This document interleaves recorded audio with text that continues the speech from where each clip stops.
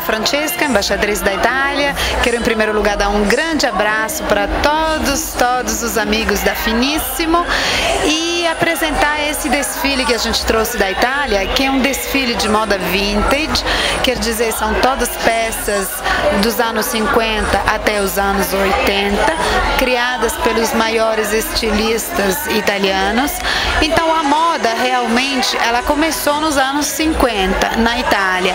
Então esse desfile dá uma ideia do desenvolvimento da moda italiana, que virou referência para o mundo inteiro, a partir daquela época até os anos 80. Então são peças bem interessantes, de vários estilistas, tem Valentino, tem Gattinoni, tem Balestra, Sorelle Fontana e muitos outros, Maria Irene Galitzin, enfim, todos os estilistas que marcaram aquelas décadas e foram importantíssimos para esses estilistas que vieram depois. E eu acho as peças muito bonitas mesmo, tanto que não resisti à tentação de vestir uma dela, de Gattinoni, um vestido maravilhoso que estou adorando. Queria ficar com ele, mas não pode. Então, a dona dessa coleção maravilhosa é a senhora Mara Parmigiani. Ela é jornalista, ela é professora de moda, ensina moda na Universidade de Roma e ela também participa de várias transmissões televisivas, presidenta do Observatório Europeu da Moda e do Espetáculo, então pessoa que conhece muito o mundo da moda. Ela herdou essa coleção da bisavó dela, sendo uma pessoa de origem muito aristocrática, e ela tem uma coleção de mais que 600 peças, a partir do ano 1700.